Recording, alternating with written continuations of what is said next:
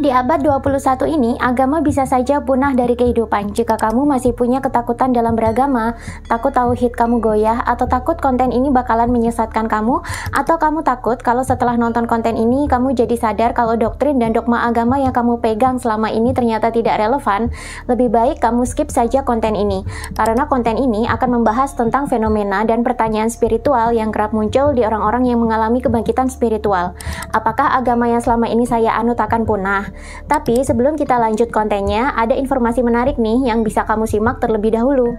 Jika Anda mengalami kebangkitan spiritual lalu punya intensi yang kuat untuk memperbaiki peradaban, punya keinginan untuk memutuskan karma leluhur dan membentuk DNA baru yang lebih sehat, Anda juga punya intensi yang kuat untuk kembali terkoneksi dengan leluhur dan kembali kepada ajaran kuno Nusantara, maka bisa jadi Anda adalah salah satu yang terpilih untuk membentuk tatanan dunia baru di Nusantara. Karena itu, jangan lupa untuk hadir di gathering tahun ini dengan tema Kebangkitan Nusantara bareng saya di beberapa kota, karena kita bakalan belak-belakan belajar kembali ilmu-ilmu rahasia Nusantara. Kita juga bakalan healing bareng dan meningkatkan kesadaran bersama untuk menyambut Nusantara sebagai mercusuar dunia. Abad 21 ini adalah waktunya Nusantara untuk kembali meraih masa kejayaannya. Baca deskripsi video dan daftarkan diri Anda sekarang karena seat untuk acara ini terbatas dan belum tentu akan saya adakan lagi. Saya tunggu kehadiran Anda semua di gathering offline tahun ini.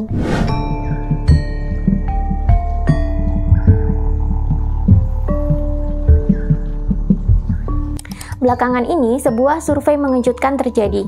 Menurut data survei Ipsos Global Religion tahun 2023, terdapat 19.731 orang dari 26 negara di dunia yang menunjukkan kalau 29%-nya menyatakan sebagai ateis dan agnostik. Survei lain yang diselenggarakan oleh BBC International menunjukkan adanya peningkatan persentase penduduk yang tidak beragama, yang semula cuma 8% di 2013, kini meningkat menjadi 13% di 2019. Dalam riset Iranians Attitude Toward Religion di tahun 2020 terungkap fakta bahwa 47% responden telah meninggalkan agama dan menjadi ateis. Di Turki, sejumlah orang ateis meningkat selama 10 tahun terakhir ini. Contohnya seperti pada survei Konda di tahun 2019, ditemukan jumlah orang Turki yang menganut Islam itu menurun. Dari yang semula ada 55%, sekarang tinggal 51%, dan mereka lebih memilih untuk menjadi ateis saja.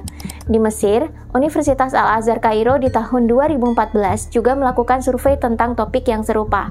Hasilnya, 10,7 juta dari 87 juta penduduk Mesir telah menjadi ateis, dan ini adalah 12,3% dari populasi Mesir. Di Arab Saudi, menurut laporan Saudi Arabia 2021 International Religious Freedom Report, menyatakan ada 224.000 orang di sana yang memilih untuk menjadi ateis atau agnostik. Di Indonesia, menurut jurnal Studi Pandangan Ateis Terhadap Agama yang terbit di IAIN Syekh Nurjati Cirebon menyatakan ada 1,5% dari rakyat Indonesia yang ateis, dan ini jumlahnya mencapai 3,5 juta orang. Pada sebuah survei online dari Atheist Alliance International menyatakan bahwa ada 1.717 orang di Indonesia yang ateis, dan 56,3% diantaranya dulunya adalah Islam. Kenapa sih penganut agama Muslim ini berbondong-bondong menjadi ateis? Kalau di Barat, jangan ditanya lagi. Sejak sekularisasi merevolusi peradaban Eropa di zaman Renaissance dulu, Barat telah berangsur-angsur menjadi negara yang sekuler dan ateis. Mereka mulai meninggalkan tradisi-tradisi serta doktrin-doktrin dari gereja Katolik. Padahal dulu di Eropa, politik dan monarkinya ini sangat dikuasai oleh gereja. Pertanyaannya sekarang, kenapa sih negara-negara yang dulunya religius, terutama dari negara-negara Islam, kini banyak yang menjadi ateis atau agnostik? Bukankah seharusnya di akhir zaman ini Islam justru makin bangkit? Ternyata jawabannya ada di buku Sejarah Tuhan berikut ini. Saat konsep Tuhan dan agama tidak lagi punya makna atau relevansi, maka mereka diam-diam akan digantikan oleh ajaran atau model teologi yang baru. Sehingga nanti muncullah model agama baru yang berbeda konsep dengan agama yang sebelumnya. Apa yang terjadi dalam peradaban Islam sekarang ini mengulang apa yang sudah pernah terjadi di Barat atau Eropa dulu di zaman Renaissance.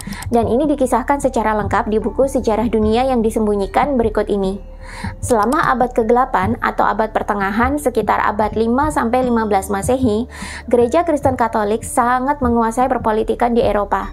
Agama Kristen dulunya digunakan sebagai agama politik, sehingga ajaran Kristen pun disebarkan secara keras, kaku, intoleran, dan serba doktrinal dan dogmatis. Ini justru membawa Eropa tenggelam ke dalam era kemunduran dan kegelapan. Kemiskinan pun terjadi di mana-mana di setiap sudut di Eropa, kecuali di kalangan keluarga gereja dan bangsawan. Apa-apa dianggap bid'ah, kreatif sedikit dianggap sihir. Kesejahteraan penduduk juga tidak terjamin, serta ilmu pengetahuan dan seni menjadi terhambat. Para pemikir bebas, spiritualis, dan penganut kepercayaan pagan di Eropa dulu banyak ditangkap dan dihukum oleh gereja. Tak sedikit di antara mereka pun disiksa dalam penjara dan dibunuh dengan cara yang kejam. Eropa pun menjadi benua yang sangat suram, dan ini mematikan akal pikir masyarakat Eropa itu sendiri. Eropa pun jauh dari kemajuan, tidak seperti tetangga mereka di Timur Tengah, yakni peradaban Islam, yang justru mengalami ledakan pemikiran dan ilmu pengetahuan. Islam pun mengalami kemajuan karena di situ banyak cendekiawan Sufi yang mewarnai peradaban Timur Tengah, di mana Sufi ini adalah penganut tasawuf yang lebih berfokus kepada spiritual. Akhirnya, para cendekiawan, pemikir bebas, dan orang-orang kebatinan di Eropa pun bersekongkol untuk membentuk masyarakat rahasia baru yang memiliki tujuan politik untuk menggulingkan gereja. Masyarakat rahasia ini pun lantas membentuk Illuminati. Illuminati inilah yang kemudian melakukan serangkaian revolusi, sehingga membuat kekuasaan gereja itu runtuh, mulai dari revolusi Prancis dan sebagainya. Hal ini disambut baik oleh masyarakat yang memang sudah muak dengan kekuasaan gereja yang begitu mengekang. Ketika politik gereja sudah hancur, Eropa pun menjadi benua yang sekuler. Antara agama dengan pemerintahan menjadi terpisah. Justru disinilah titik baliknya benua Eropa. Eropa mulai memasuki abad pencerahan atau Renaissance dan meledaklah beragam ilmu pengetahuan dan seni di sana. Ini disebut juga sebagai zaman pencerahan di Eropa. Banyak filsuf, seniman, ilmuwan, bahkan penemu-penemu baru lahir dari abad Renaissance, dan ini mengantarkan Eropa menjadi pusat peradaban dunia. Tahta kepemimpinan negeri-negeri di Eropa untuk selanjutnya lantas di-backup oleh elit-elit rahasia mereka yang tergabung dalam masyarakat rahasia atau secret society tertentu. Dan tanpa kita sadari, merekalah yang menentukan jalannya perpolitikan dan perekonomian dunia hingga saat ini. Ketika Eropa mulai tercerahkan, ternyata peradaban Islam justru mengalami kemunduran. Perebutan kekuasaan dan perang telah membuat Islam menjadi agama yang keras, kaku, doktrinal, dan dogmatis. Perlahan-lahan agama Islam pun menjadi agama politik dan semakin terpisah dari spiritual. Ini diawali dengan munculnya aliran Wahabisme dan terbentuknya kerajaan Arab Saudi yang beraliran Wahabi yang keras. Setelah kerajaan Arab Saudi terbentuk, paham Wahabisme ini lantas menyebar kemana-mana ke seluruh penjuru dunia dan meninggalkan kesan bahwa agama Islam itu adalah agama yang keras, kaku, identik dengan peperangan, serta lebih ekstrim, identik dengan radikalisme dan terorisme. Sebagian besar Timur Tengah, terutama negara-negara Arab, juga dilanda perang. Penderitaan melanda penduduk-penduduk Timur Tengah, kecuali di negara tempat di mana para bangsawan dan para elit berada, yakni di Arab Saudi dan di Uni Emirat Arab. Ajaran agama yang keras ini membuat konflik ini pecah di mana-mana. Apalagi yang banyak terjadi di sana, konfliknya justru mengatasnamakan membela Tuhan atau membela aliran agamanya. Kesannya Tuhan itu adalah entitas yang lemah, insecure, tak berdaya, dan tidak bisa berkuasa sehingga perlu dibela oleh pengikutnya. Agama yang seharusnya menjadi penyejuk batin ini justru berubah menjadi bahan bakar perang. Di sini bisa kita lihat, ketika agama ikut campur dalam politik, maka agama pasti disebarkan dengan cara yang keras dan kaku. Demikianlah yang terjadi di Eropa dan di Timur Tengah. Ketika agama telah menjadi keras dan kaku, maka konsep Tuhan juga menjadi keras, kaku, terbatas, dan serba kekerasan, serta jauh dari spiritualitas. Sedangkan manusia ini adalah makhluk yang kesadarannya selalu berkembang. Kesadaran manusia di zaman sekarang sebenarnya sudah tidak lagi relevan dengan definisi Tuhan dan agama yang terbatas, keras, kaku, doktrinal, dan dogmatis. Ketika level kesadaran mereka sudah tidak lagi sinkron dengan doktrin-doktrin agama atau doktrin Tuhan yang demikian, maka banyak dari mereka yang memilih untuk keluar saja dari ikatan agama tersebut. Mereka pun banyak yang memilih jalan untuk menjadi ateis atau agnostik. Mereka mulai menolak konsep-konsep Tuhan yang diperkenalkan oleh agama-agama, dan mereka juga menolak untuk terikat atau terafiliasi dengan agama-agama tertentu. Lebih baik mereka menjadi pribadi yang bebas tapi sehat dan manusiawi, daripada mereka terikat dengan suatu agama atau Tuhan, tapi itu membuat mereka stres dan tidak bebas. Inilah awal mula terjadinya fenomena ateis dan agnostik di mana-mana. Dalam buku Sejarah Tuhan ini disebutkan, ateis sebenarnya adalah fenomena transisi dari pemahaman teologi lama ke model teologi yang baru. Mereka yang disebut ateis ini sebenarnya adalah orang-orang yang menolak konsep atau definisi Tuhan yang sama seperti di agama lama. Karena konsep ketuhanan mereka sudah jauh berbeda dengan masyarakat kebanyakan, mereka pun kerap dicap sebagai ateis. Dan ini tidak hanya terjadi di orang-orang awam saja, bahkan sekelas nabi atau rasul di era agama samawi juga sama. Nabi atau rasul yang membawa gagasan agama samawi ini dulunya juga dicap sesat oleh penganut agama-agama pagan yang di era tersebut merupakan agama mayoritas. Kalau kalian baca buku Sejarah Tuhan ini, kalian bakalan melihat, ternyata dulu Nabi Ibrahim, Nabi Musa, Yesus Kristus, dan Nabi Muhammad pun dulunya dicela ateis oleh orang-orang yang ada di sekitar mereka. Padahal mereka aslinya bukanlah orang yang ateis. Mereka hanyalah orang-orang yang berbeda pendapat dengan pemahaman ketuhanan pada umumnya di saat itu. Bagaimana cerita selengkapnya?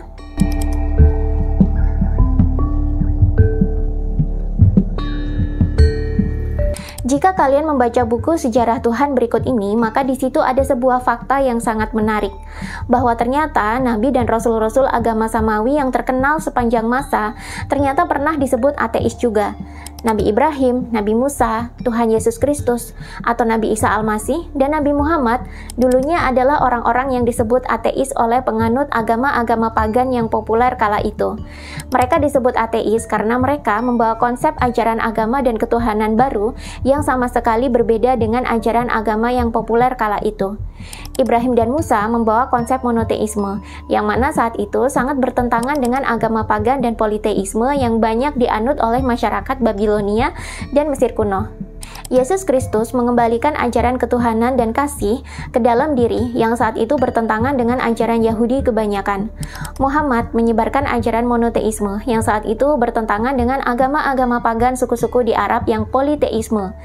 Karena mereka membawa warna agama dan konsep ketuhanan yang jauh berbeda dengan yang sudah ada, mereka pun dicap ateis. Pernah gak sih kalian bertanya-tanya, kenapa sih sejarah agama-agama dunia itu pada berpusat di Timur Tengah? Ini karena sekarang kita sedang hidup di era agama monoteisme, alias agama yang hanya menyembah satu bentuk Tuhan. Agama monoteisme sendiri ini identik dengan agama samawi yang memang lahir di Timur Tengah sana. Kini, 2 dari 3 agama samawi tersebut, yakni Kristen dan Islam, telah menjadi agama yang paling banyak dianut oleh manusia di dunia. Sebelum agama samawi turun, masyarakat Timur Tengah ini adalah masyarakat yang bercorak agama politeisme, alias memiliki banyak dewa dan dewi sebagai perwujudan Tuhan atau kekuatan yang agung. Sebelum Ibrahim tumbuh dewasa, ia hidup di tengah-tengah masyarakat Babilonia yang pagan. Pagan sendiri adalah sebutan bagi agama-agama di luar agama samawi yang biasanya bercorak politeisme dan berusia sudah sangat tua. Agama orang Babilonia, agama orang Mesir kuno, Hinduisme, Buddhisme, Jawa kuno atau Kapitayan, dan Taoisme ini adalah agama pagan bagi para penganut agama samawi. Di era Ibrahim, masyarakatnya banyak membangun kuil tinggi atau zigurat sebagai media penyembahan terhadap para dewa. Ini juga menjadi salah satu ciri khas dari agama pagan, di mana Tuhan yang abstrak itu direpresentasikan menjadi banyak sekali dewa-dewi, di mana setiap sosok dewa-dewi ini mewakili karakter sendiri-sendiri yang khas, yang melambangkan salah satu sifat Tuhan. Tidak hanya diwujudkan dalam sosok dewa-dewi, Tuhan dalam agama-agama pagan juga diwujudkan dalam sosok-sosok tertentu, bahkan bersemayam dalam benda-benda tertentu yang kemudian diberi sesaji, didoakan, dan diupacarai. Inilah awal mula munculnya kata berhala. Kalau kita perhatikan, agama pagan ini begitu dinamis dan semarak, banyak unsur dewa-dewi, dan banyak memiliki ritual dan upacara-upacara perayaan. Ini tidak hanya terjadi di Babilonia dan di Mesir kuno saja.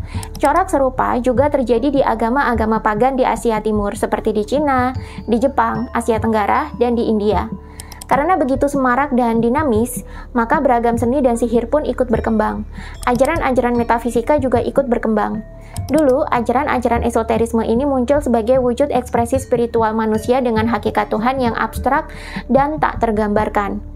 Ketika agama-agama pagan ini mulai menyimpang, ketika ajaran sihir mulai menyimpang, di mana ajaran dan ritual agama pagan Babilonia ini mulai mengarah kepada egosentrisme manusia dan mulai menjauhkan manusia dari spiritual dan moral, Ibrahim pun mulai muncul dengan keresahannya.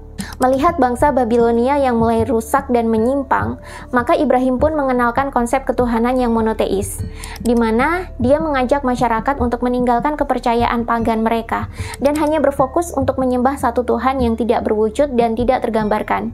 Ini dimaksudkan agar manusia bisa fokus kepada hubungan spiritualnya dengan Tuhan, bukan untuk mengeksplorasi sihir, metafisika, atau ritual-ritual penyimpangan lainnya yang membuat mereka justru makin jauh dari spiritualitas.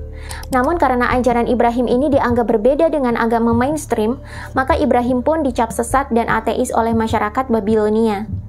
Musa juga dianggap sesat oleh Firaun dan para pengikutnya. Saat itu, Firaun selalu di-backup oleh para pendeta agama pagan dan telah banyak melakukan penyimpangan. Agama pagan Mesir kuno yang seharusnya bisa menuntun manusia untuk berspiritual dengan Tuhan dan bisa menjadi penata perilaku masyarakat, justru menyimpang ke arah sihir yang egosentris dan mulai tidak manusiawi. Kalau kita lihat sejarah, Firaun di zaman Musa memang terkenal sebagai Firaun yang sangat egois, narsistik, dan juga zalim. Penyimpangan agama pagan di bawah kepemimpinan Firaun inilah yang membuat Musa akhirnya memperkenalkan konsep monoteisme Kabalah Yahudi dan mengajak para pengikutnya, yakni Bani Israel, untuk berfokus pada menyembah satu Tuhan yang abstrak dan tak tergambarkan. Musa mengajak pengikutnya untuk berhenti melakukan penyembahan terhadap dewa-dewi dan meninggalkan penyembahan berhala, agar Bani Israel ini bisa melepaskan ikatan terhadap agama pagan yang telah menyimpang tersebut dan berfokus berspiritual terhadap Tuhan saja, sehingga kemanusiaan dan moral bisa kembali tertata di peradaban mereka. Tapi Musa lantas dicap sesat oleh Firaun dan dianggap ateis oleh pendeta-pendeta pagan di belakangnya. Demikian pula ketika Yesus Kristus mengajarkan ajaran cinta kasih dalam diri dan menyatakan bahwa Dia adalah firman Allah yang hidup. Apa yang diajarkan Yesus Kristus ini sebenarnya adalah ajakan untuk kembali kepada spiritualitas. Tapi ajaran Yesus Kristus ini dianggap sesat oleh umat Yahudi yang saat itu sudah banyak menyimpang. Bahkan dia dianggap sebagai ateis pula. Muhammad juga sama. Ia juga sempat dicap sesat dan ateis oleh kaum pagan di Arab. Muhammad dulu muncul di tengah-tengah era jahiliyah bangsa pagan Arab. Di era ini, penyembahan terhadap banyak dewa dan dewi, sihir, dan metafisika berkembang dan mulai mengarahkan manusia pada egosentrisme yang justru menjauhkan manusia dari spiritualitas dan moral. Bisa dikatakan, suku-suku di Arab itu sudah menyimpang, sehingga mereka menjadi tidak manusiawi lagi, tidak bermoral, dan ini direkam dalam sejarah sebagai zaman jahiliyah. Muhammad pun mengganti konsep ketuhanan yang pagan dan politeisme menjadi konsep ketuhanan yang monoteisme atau tunggal, abstrak, tidak berwujud, dan tidak tergambarkan. Ritual-ritual agama pagan juga dihapus, tinggal ritual-ritual sederhana seperti sholat dan puasa. Muhammad pun mengajak orang-orang Arab untuk berpindah ke agama baru dan dia pun dianggap sesat dan ateis oleh orang-orang Arab kala itu. Kini, pengaruh agama monoteisme itu begitu besar dan menguasai hampir seluruh peradaban di barat dan di timur. Agama Kristen dan Islam pun menjadi agama dengan penganut yang paling banyak di dunia. Sampai akhirnya agama ini dipakai untuk politik dan kepentingan segolongan elit tertentu dan mulai ke arah degradasi moral. Sehingga banyak pengikutnya yang memutuskan untuk keluar dari kedua agama ini dan menjadi tidak beragama atau tidak bertuhan sesuai dengan konsep agama Samawi. Agama Samawi yang seharusnya sangat spiritual perlahan-lahan kehilangan spiritualitas dan moralnya ketika sudah dijadikan kendaraan politik. Tapi uniknya, sekarang ajaran filsafat dan teologi ketimuran justru kembali digemari, padahal ajaran ketimuran itu condong kepada agama-agama pagan dan politeisme. Hindu, Buddha, Jawa kuno, Taoisme, dan bentuk-bentuk agama timur kuno lainnya, ini adalah agama yang bercorak pagan dan politeisme, yang justru sekarang ini filsafatnya malah digemari di barat. Di saat agama-agama monoteisme kehilangan spiritualnya, manusia justru menemukan spiritual di ajaran agama-agama pagan kuno di Asia Timur. Satu hal yang sama dari semua agama-agama di Asia sebelah timur ini, mereka semua mengajarkan kesadaran. Dan kesadaran ini adalah spiritualitas dan moral yang banyak dicari manusia.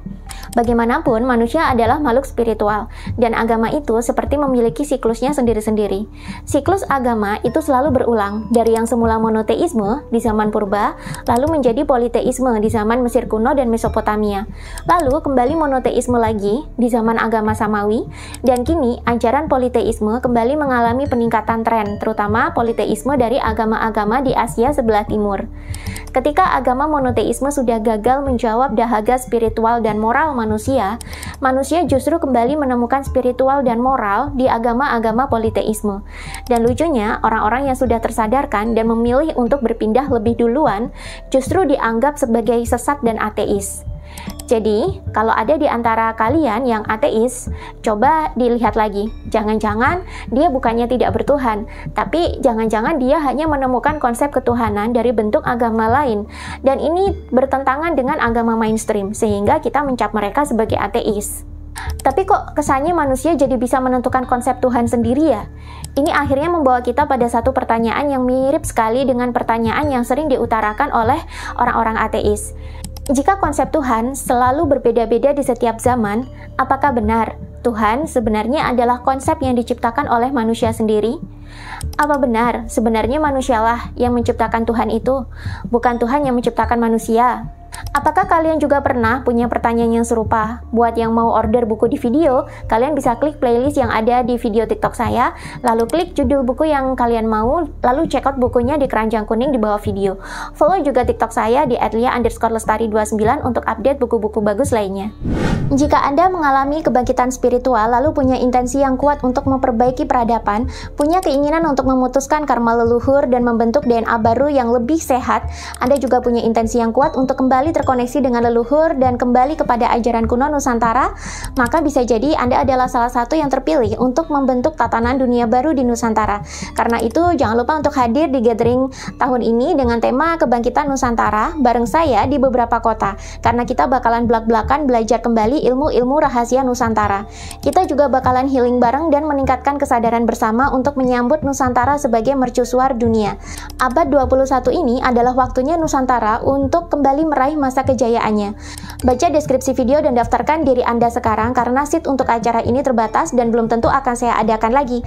Saya tunggu kehadiran Anda semua di gathering offline tahun ini.